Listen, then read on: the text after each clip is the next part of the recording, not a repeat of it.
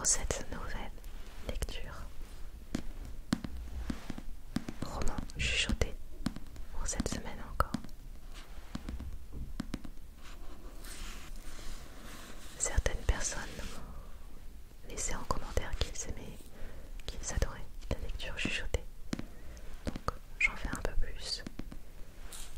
Et la prochaine fois, je ferai une lecture en voix douce, je pense.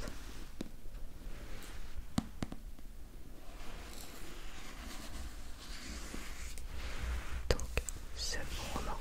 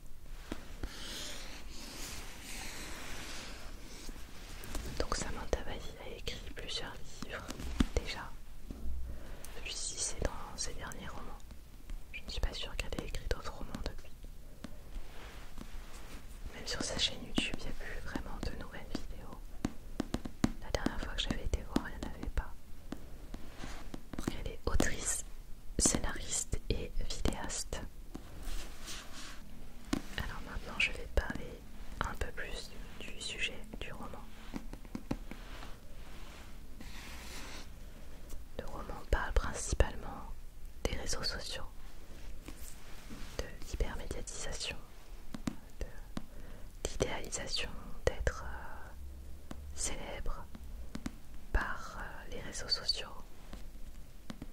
Je vais dire le résumé et ensuite je parle un peu plus de l'histoire.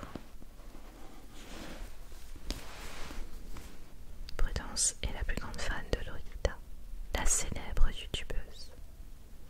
Or un jour, Lolita disparaît des réseaux sociaux.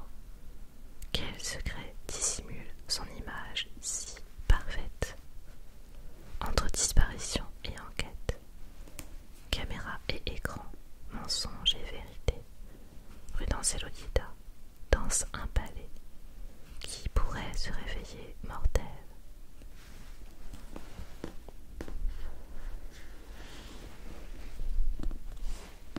On a Lolita qui est le personnage principal, qui a une chaîne YouTube où elle parle de sa vie quotidienne.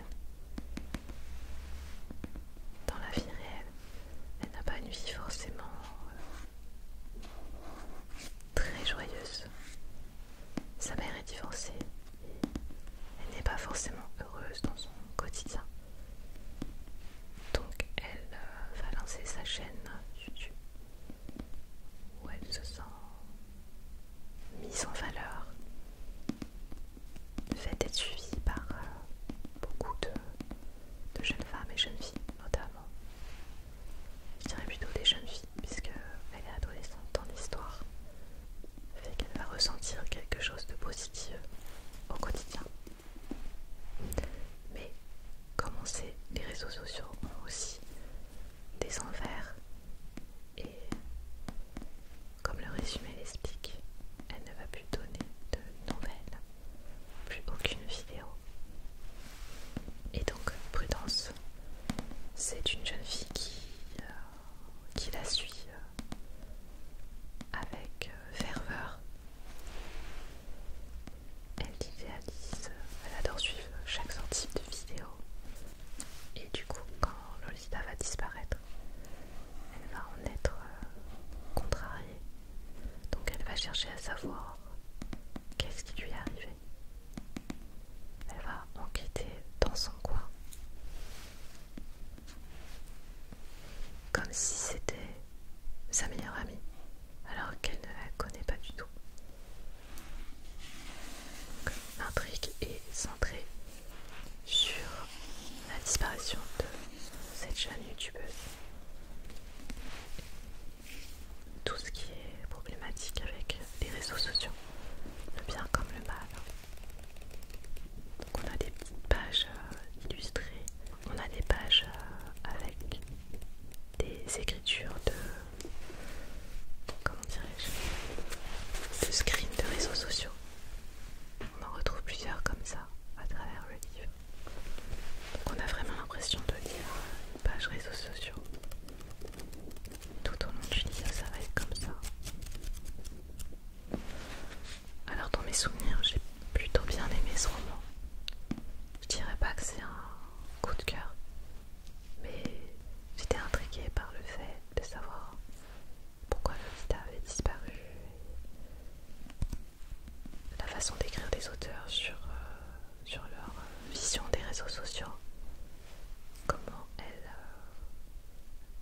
arrive à expliquer à travers leur écriture tout ce monde complexe est devenu notre quotidien. J'ai regardé sur quelques sites de vente de livres et le livre est bien noté. Dans l'ensemble, il a vraiment été apprécié.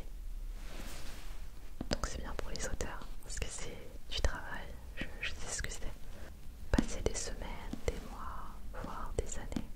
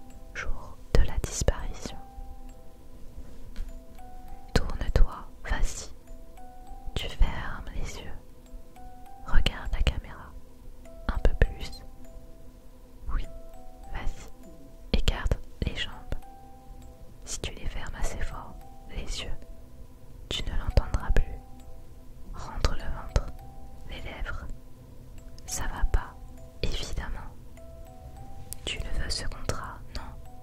C'est la chance de ta vie. La chance de ta vie. Vie.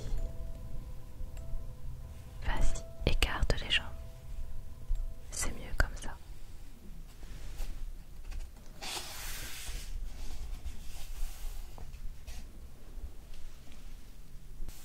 Chapitre 1.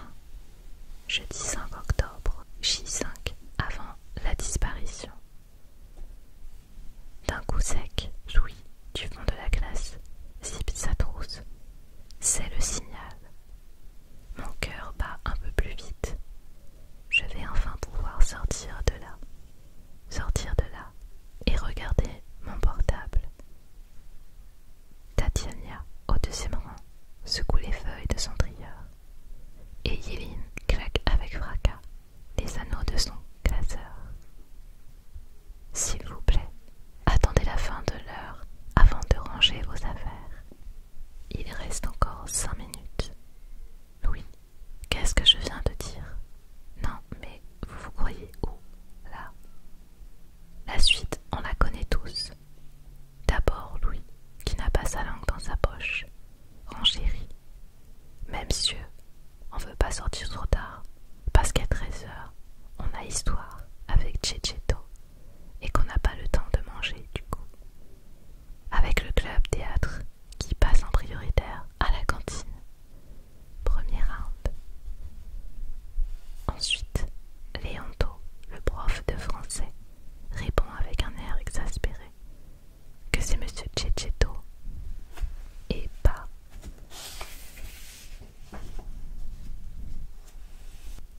Cecchetto tout court, deuxième round. Et que bon, pour cette fois, d'accord.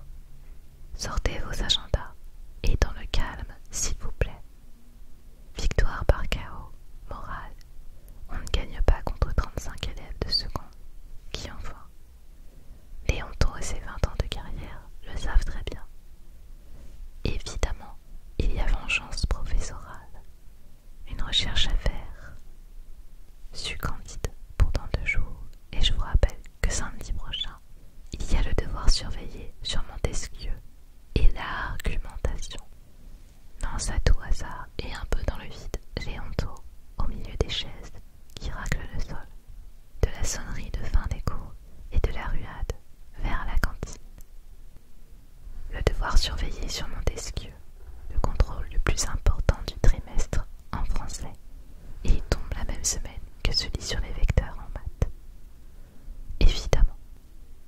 Pendant un instant, j'oublie mon portable. Un instant seulement. Déjà, je sens l'habituelle boule d'épines se former dans mon estomac, puis remonter doucement jusqu'à se loger dans mon oesophage. Là où ça fait les yeux qui piquent et l'estomac noué. Ne pas y penser. Penser aux cours, ça, c'est important les cours. En plus, le niveau à Saint-Just est clairement meilleur que dans mon collège de quartier. Je m'en suis aperçue depuis la rentrée. Est-ce que je vais m'en sortir? De toute façon, je n'ai pas le choix. Il faut réussir, c'est comme ça. Prudence, qu'est-ce que tu fous? Je croyais que t'étais pressée. On va être les dernières dans la queue si on se grouille pas. Si j'étais toute seule, je me serais déjà ruée dans le couloir. Et je saurais déjà si oui ou non elle est vivante. Seulement, pas question que Yéline me voie en larmes. Je me compose donc le fameux masque de danseuse. Une technique infaillible qui me vient de Christine, ma prof de danse, et qui consiste à sourire en montrant ses dents de devant en même temps. Ça vous donne l'air un peu constipé, mais comme dit Christine, mieux vaut avoir l'air constipé qu'au bord des larmes. C'est un point de vue, mais c'est plus facile à dire qu'à faire, surtout quand tout va de travers. Vous croyez que j'exagère? On est à peine en octobre et il fait déjà un froid de canard. J'ai loupé mon réveil, donc j'ai aussi raté mon bus. Il a plu sur le chemin et je n'avais bien sur de parapluie. Et dans la précipitation matinale, j'ai attrapé au hasard dans ma penderie le premier chemisier venu, d'un bel orange vif qui, combiné à mon jean noir, me donne l'avantageuse dégaine d'une citrouille d'Halloween. Au moins, c'est de saison. Pour faire bonne mesure, j'ai oublié mon livre de maths, ce qui ne m'arrive jamais. Et la prof a noté le nom de ceux qui l'ont oublié, ce qui ne lui arrive jamais non plus. Et maintenant, Montesquieu qui tombe en même temps que les vecteurs. Il ne manque plus qu'on nous serve de la moussaka à la cantine pour rendre cette journée encore plus déprimante et détrempée qu'elle ne l'est déjà. Je balance mon sac sur mes épaules et je sors discrètement mon portable de ma poche. Je vais pouvoir vérifier. Enfin, après 5 jours d'attente, je vais savoir. Je rejoins en courant Yéline qui m'attend devant la classe. Je passe sans le voir vraiment devant ce type dont je n'arrive pas à me rappeler le nom. Celui avec une tête sympa, dont les filles parlent toutes depuis la rentrée.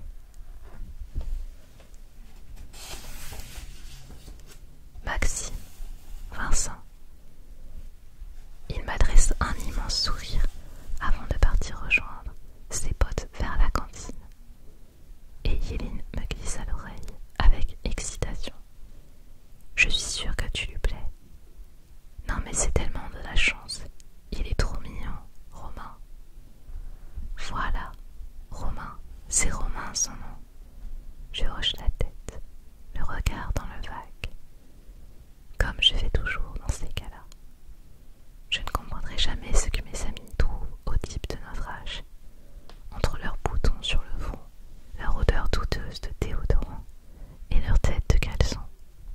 Mais clairement là, je ne suis pas d'humeur à me demander comment une fille aussi fascinante que Yéline, avec ses grandes créoles, ses longues mains fines aux ongles ornés de minuscules mouettes peintes à la main et son sourire orné de fossettes, peut trouver intéressant un mec insignifiant comme Elias. Romain. C'est Romain. Non, pour une fois, je ne me suis même pas posé la question. Je viens de regarder mon téléphone. Ça n'est pas possible. Mon monde ne peut pas s'écrouler aussi facilement. Yéline m'observe avec un drôle d'air et pose sa main toute chaude sur mon épaule. Meuf, range ton portable. Vertolé va te le piquer. Elle les repère à 15 000, je te jure. Après, elle appelle tes parents. C'est une galère. C'est une pire meuf, elle, je te jure. Et puis, elle ajoute. Eh meuf, ça va. T'es toute pâle. En vrai, si ça va pas, tu me dis. Et on va se prendre un truc dehors. Hein?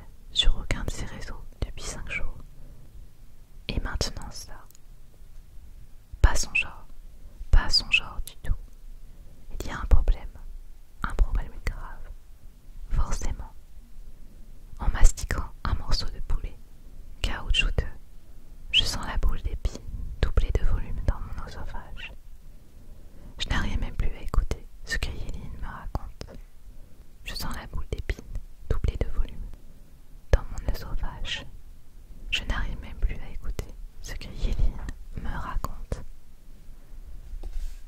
Lolita a disparu.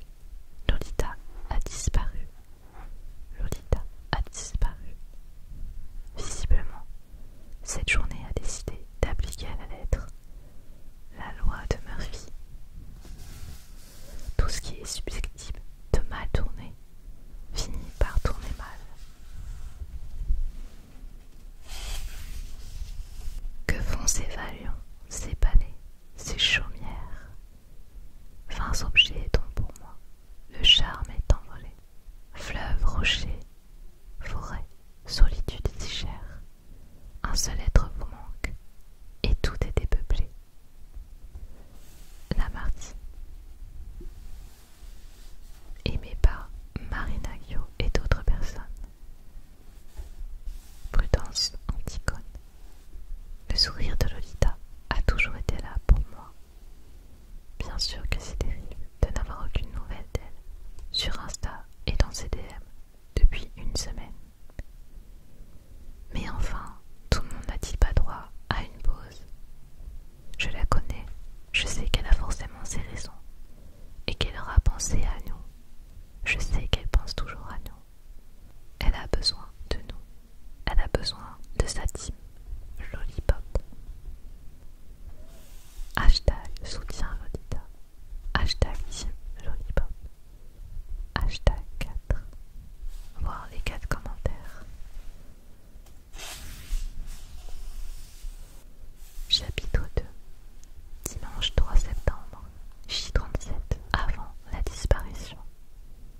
C'est pas ma faute à moi si j'entends tout autour de moi. Lolita, moi Lolita. M'embête s'il te plaît. Aucune réponse. Tu n'en peux plus de cette chanson. Ta mère passe l'album d'Alizée en boucle tous les dimanches pendant qu'elle fait la vaisselle. L'angoisse. Comme si t'avoir baptisé d'après un tube du début des années 2000 n'était pas déjà une punition suffisante.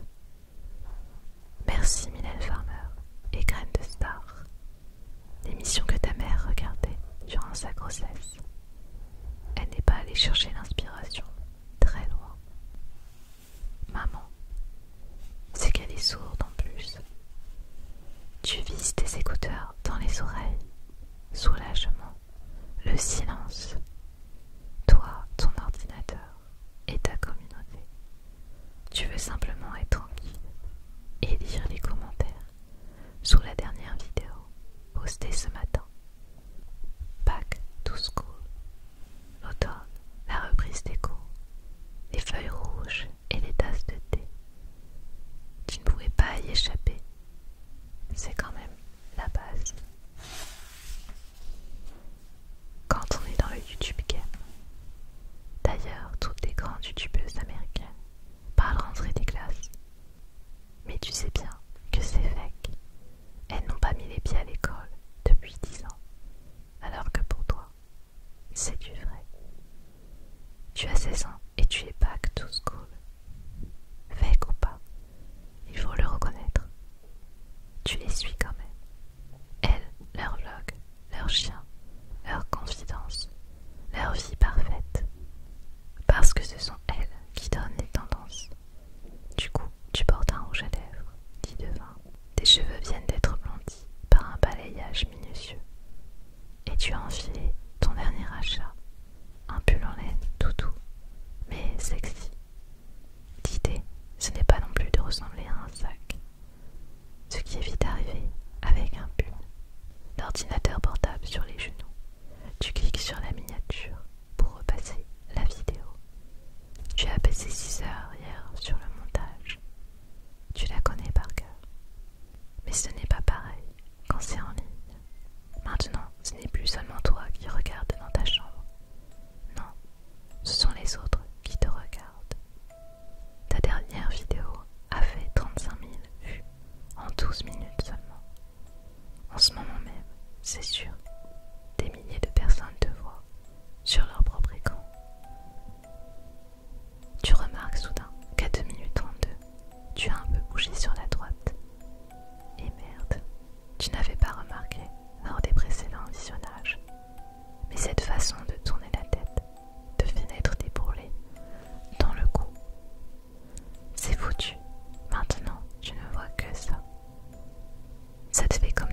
spéculation sur la